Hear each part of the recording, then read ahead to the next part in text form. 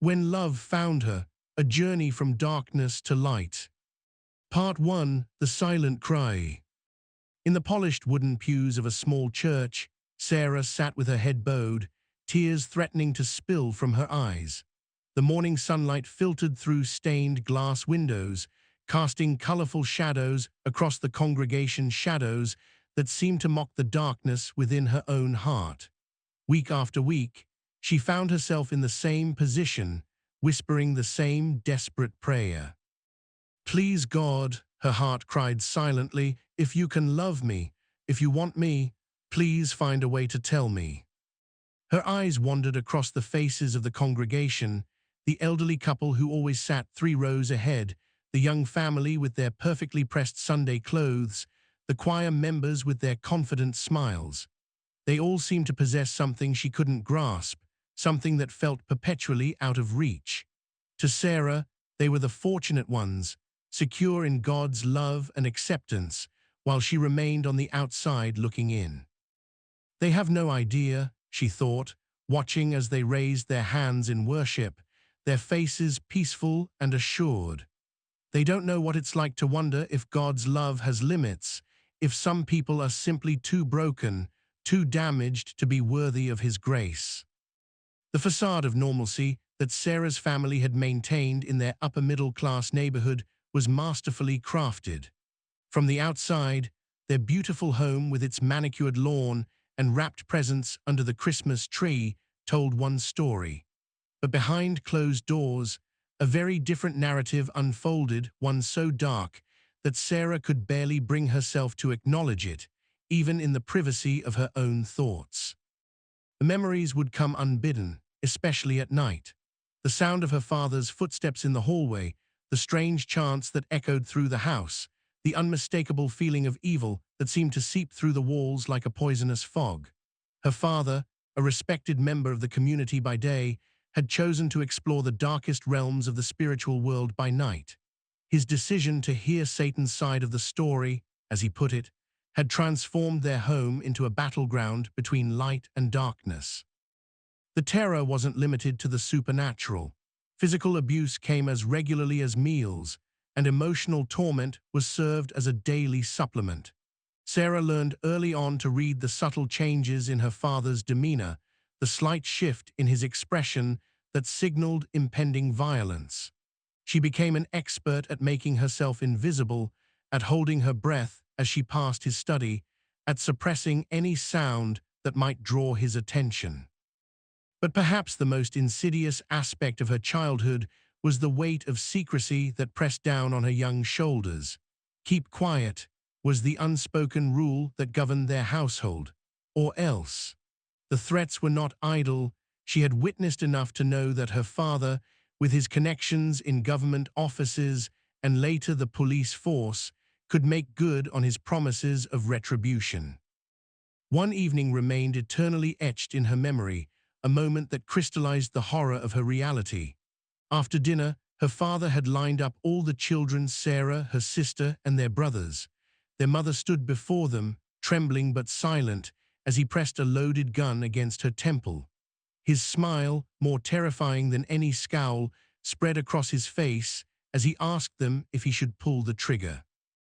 The memory of that moment would haunt Sarah's dreams for decades to come, the cold gleam in her father's eyes, the slight shake in her mother's shoulders, the deafening silence broken only by the sound of their collective held breath. It was the night that stole the last remnants of her childhood innocence, the night that convinced her 14-year-old self that death might be preferable to living. In the present, sitting in the church pew, Sarah shifted uncomfortably as the pastor began another sermon about God's love. These messages always felt like they were meant for someone else, someone clean, someone unbroken.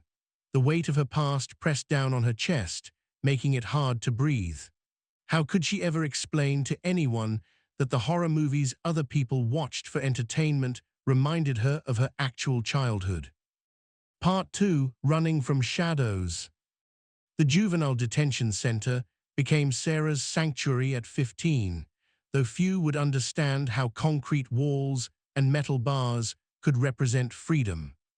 The fluorescent lights never fully went out, and the constant hum of institutional machinery became a lullaby that drowned out the memories of supernatural torment that had plagued her nights at home. At least here, she would think, curled up on her narrow bunk, he can't reach me. But even as the thought formed, she knew it wasn't entirely true. Her father's influence stretched far beyond physical boundaries, his threats echoing in her mind like a dark mantra. First her mother, then her siblings, and finally he would come for her. The bodies, he promised, would never be found. The other girls in detention had their own stories, tales of abuse, neglect, and rebellion, but Sarah kept hers locked away. How could she explain that she wasn't running from typical teenage troubles, but from something that most people only encountered in nightmares? Her silence became her armor, her secrets a heavy chain that both protected and imprisoned her. During family visitation days, while other girls met with their parents in the common room, Sarah would volunteer for kitchen duty or laundry detail. The staff attributed her industriousness to good behavior, never suspecting she was avoiding the possibility that her father might appear, using his law enforcement credentials to gain access. But life has a way of moving forward, even when we are standing still. After 3 years of institutional cycles running away, being caught, detention, release, repeat, Sarah's mother finally divorced her father, citing irreconcilable differences.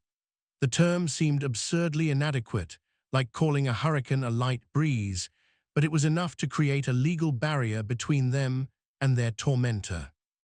At 16, Sarah found herself holding her newborn daughter, marveling at the tiny fingers and perfect features. The hospital room was quiet except for the soft cooing sounds of her baby, and for the first time in years, she felt something like hope. "He won't want anything to do with me now," she reasoned, cradling her child closer. "I've disgraced him. We are finally safe." The years that followed brought marriage and 3 sons, each birth adding another layer of joy and responsibility to her life. From the outside, it appeared she had built a normal life, the very thing she had craved throughout her childhood, but the past refused to remain buried. Nightmares continued to plague her, not the standard variety that most people experience, but vivid terrors that left physical evidence in their wake, unexplained bruises, scratches, and a sense of malevolent presence that would linger for days. The supernatural harassment that had been part of her childhood found new ways to manifest in her adult life. During the day, Sarah threw herself into motherhood with fierce dedication.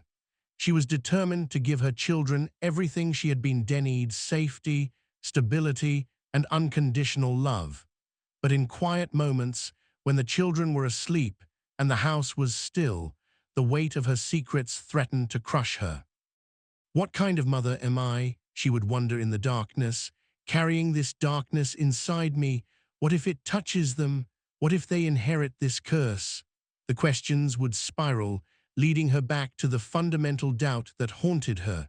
Could God truly love someone like her? The need for professional help was obvious, but the risks seemed too great. Mental health professionals might not believe her experiences, might label her as delusional. Child Protective Services might get involved. And her father, though absent from her life, was still very much alive. The threat he represented remained real, keeping her silent about the horrors she had witnessed and endured.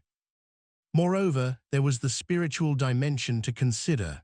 How could she explain to a counselor or pastor that her father had literally made deals with Satan, that the evil she had witnessed wasn't metaphorical, but tangibly real?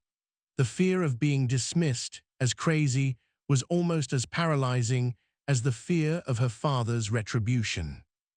So she continued to attend church, sitting in the back pews, desperately hoping for a sign that God's love could extend even to someone like her, someone whose family line seemed marked by darkness, whose childhood had been stolen by evil, whose very existence felt like a stain on the fabric of faith.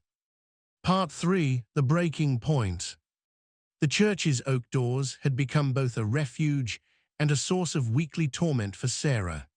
Each Sunday, she would slip into the last pew, surrounded by people yet utterly alone. The pastor's words about God's unconditional love seemed to bounce off an invisible barrier around her, unable to penetrate the walls built by years of trauma and spiritual warfare. Another love sermon, she thought one particular Sunday morning, her hands clutching the worn hymnal a little too tightly. The pastor's voice carried through the sanctuary, speaking of grace and acceptance, while Sarah fought an internal battle that none of the other congregants could see. The elderly woman next to her smiled warmly, completely unaware of the storm raging in Sarah's heart. It had been 3 months since she had first dared to believe that maybe, just maybe, God's message of grace could include her. 2 months since she had begun her desperate prayer. If you can love me, God, you'll have to show me, you'll have to find a way that I can understand. The supernatural harassment had intensified since she'd started praying this way. Objects would move inexplicably in her home, shadows would dart across walls when no one was moving, and the nightmares had become more frequent. It was as if the darkness that had dominated her childhood was fighting to maintain its hold on her. At home, Sarah maintained a careful routine, filling her days with the constant motion of motherhood. Her children became her purpose, her reason to keep pushing forward. She threw herself into their care with an intensity that sometimes worried her friends, though they didn't understand that her hypervigilance came from a place of deep-seated fear that the darkness of her past might somehow touch her children's lives. Her youngest son, just 2 years old, was particularly good at finding trouble. That Sunday afternoon after church, he had managed to explore every mud puddle in the yard, coming inside looking like a tiny swamp creature.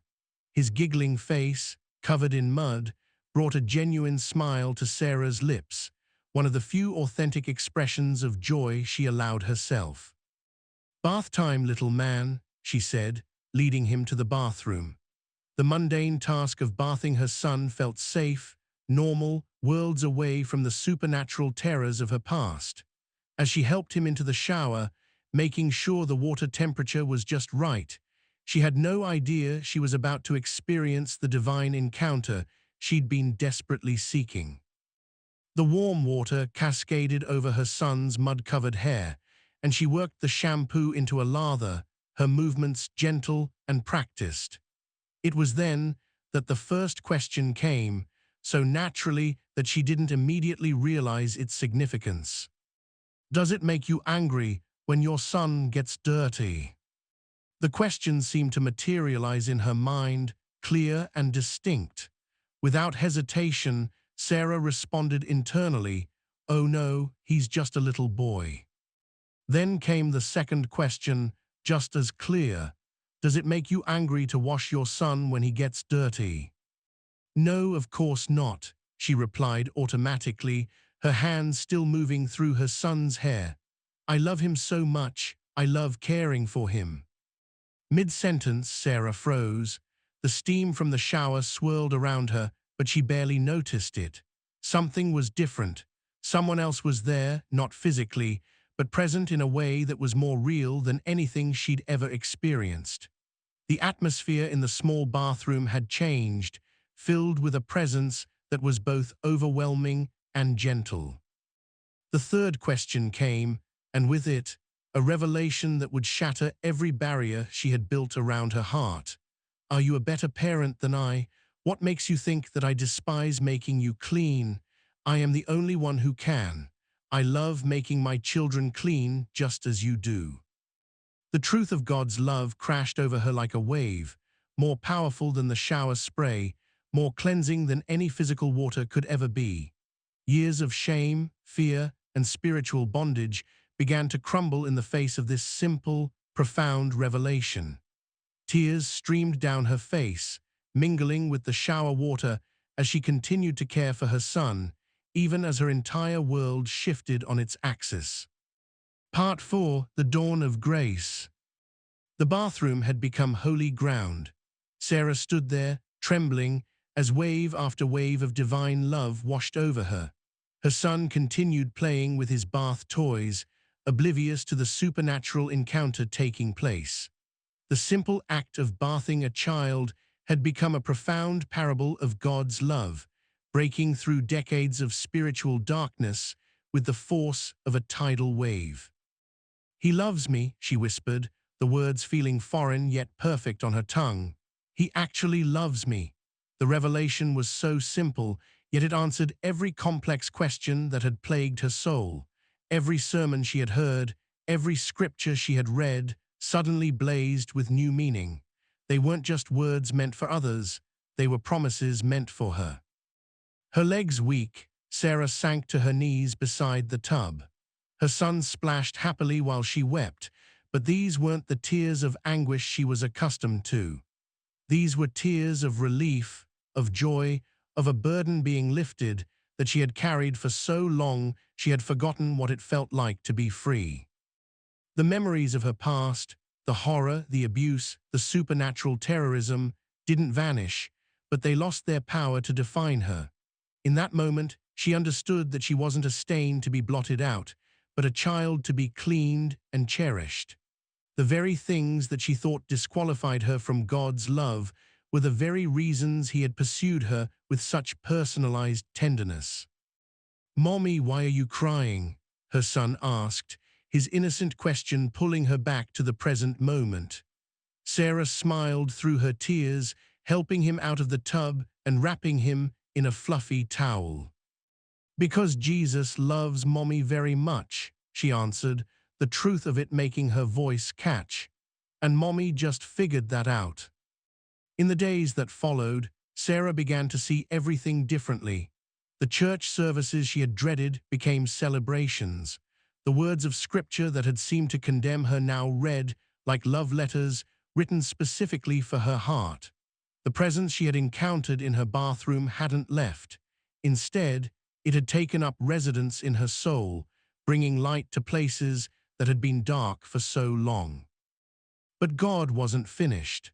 As Sarah began to embrace her identity as God's beloved daughter, she found herself facing a new challenge: forgiveness. Not just receiving God's forgiveness, but extending it to others, including her father. The very thought seemed impossible, yet she felt God gently leading her toward this next step in her healing journey. The supernatural harassment didn't immediately stop, but it changed. Where once she had faced these attacks with terror, she now stood in authority as a child of God. The same evil that had tormented her childhood now fled from her prayers. She began to understand that her past hadn't just been about suffering, it had been preparation for warfare of a different kind. Sarah started keeping a journal, documenting God's faithfulness and the many ways he continued to reveal his love to her. She wrote about the small miracles, moments when his presence would become tangibly real in the midst of ordinary days. She recorded the dreams that now brought comfort instead of terror, the scriptures that seemed to leap off the page with personal meaning, and the many ways God was restoring what had been stolen from her. Her children noticed the change in their mother. The haunted look that had often clouded her eyes was replaced by a peaceful confidence. She began sharing age-appropriate parts of her testimony with them, teaching them about a God who specializes in reaching the unreachable and loving the unlovable. "Mom," her oldest son asked one evening, "why did God wait so long to show you he loved you?" Sarah thought carefully before answering. "He didn't wait, honey. He was showing me all along. I just wasn't ready to see it until that day in the bathroom. Sometimes the greatest miracles happen in the most ordinary places." Part 5. Light in the Darkness. The transformation in Sarah's life began to ripple outward, touching everything and everyone around her. The woman who had once hidden in the back pew, desperate to remain invisible, was now becoming a beacon of hope for others trapped in darkness. Her story, though difficult to share, carried a power that couldn't be denied. Initially, she shared her testimony in whispers, quiet conversations with other wounded souls who somehow sensed she would understand their pain. In the church kitchen after services, in coffee shops during hushed meetings, and in late-night phone calls with struggling friends, Sarah began to realize that her experience wasn't as unique as she had thought. Others carried similar burdens of generational darkness, supernatural oppression, and the shame of feeling unworthy of God's love. "How can you be so sure He loves us?" they would ask, their voices carrying the same desperate longing she had once known so well. Sarah would smile, remembering her moment in the bathroom. "Because He doesn't love us based on who we are or what we've done," she would explain. "He loves us because of who He is, and He's creative enough to find a way to show each of us personally." The harder challenge came in dealing with her father. He was still alive, still a potential threat, but Sarah was no longer bound by fear. The perfect love she had encountered was gradually casting out the terror that had controlled her life for so long.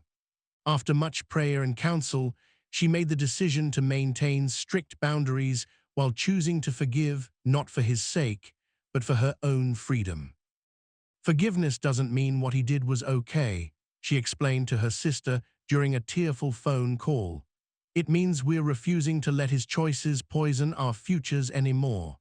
Her sister, who shared many of the same traumatic memories, couldn't understand at first. But as she witnessed the peace that had transformed Sarah's life, she too began to seek healing. The supernatural attacks took on a different character now. Where once they had been instruments of terror, they became opportunities for Sarah to demonstrate the authority she had in Christ. The darkness that had once made her cower now fled from her prayers. She learned to wage warfare not from a place of fear, but from a position of victory, knowing who she was and who stood with her. One particularly powerful moment came when her teenage son encountered his first spiritual attack. Instead of being paralyzed by fear as her mother had been, Sarah was able to stand with him, teaching him how to respond with faith rather than fear. "The enemy wants us to think we are fighting for victory," she told him, her voice steady and confident. "But the truth is, we are fighting from victory. Jesus has already won this battle." Her ministry began to grow organically. People who had experienced similar trauma or supernatural oppression sought her out. Sarah found herself leading prayer sessions and small support groups, always pointing people back to the simple truth that had transformed her life. God's love was bigger than their darkness. She started documenting these encounters, noting the patterns of how God reached different people. Some found Him in nature, others through dreams or visual signs. Many, like her, encountered His love in everyday moments that became sacred. Each story confirmed what she had learned in her own journey, that God was willing to go to extraordinary lengths to reach His children. The local church leadership, initially hesitant about addressing such sensitive topics, began to see the fruit of her ministry. They witnessed lives being transformed, families being restored, and people finding freedom from generational bondage. Sarah was invited to share her testimony in larger settings, though she always felt most effective in one-on-one conversations. "Your past," her pastor remarked one day, "has become a bridge for others to find hope." Sarah's journal entries from this period reflect her amazement at God's ability to redeem even the darkest experiences. "Who would have thought that the very things that once made me feel disqualified would become my qualifications for ministry? The enemy meant it for evil, but God truly does turn it all for good. Every scar has become a story of His faithfulness." Part 6. Full Circle. The years that followed Sarah's divine encounter in her bathroom became a testament to God's restorative power. The woman who once believed herself beyond redemption now stood as living proof that no one was beyond the reach of divine love. Her journey had come full circle, but this wasn't just an ending. It was a continuing story of grace that touched countless lives. In her living room, which had become an unofficial counseling space, Sarah kept a simple wooden cross and a children's bath toy, unlikely symbols that told her story. Visitors would often ask about the rubber duck sitting next to the cross, giving her the opportunity to share how God had used the simple act of bathing her child to break through years of spiritual bondage. Sometimes, she would say, her eyes twinkling, God's most profound messages come wrapped in the most ordinary packages. The supernatural realm, once a source of terror, had become familiar territory. Sarah learned to discern between the enemy's attacks and God's presence, teaching others to do the same. She developed a unique ministry that bridged the gap between traditional Christian counseling and spiritual warfare, always emphasizing that victory came through relationship with Jesus rather than through formulaic prayers or rituals. One winter evening, while preparing for a small group meeting, Sarah received a call that tested everything she had learned about God's love and forgiveness. Her father was dying. The news sent her into deep prayer, wrestling with questions she thought she had resolved. Should she visit him? Was there any hope for his redemption?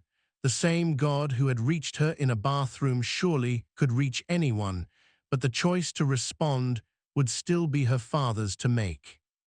After much prayer and counsel, Sarah decided to write him a letter. Her hands trembled as she wrote.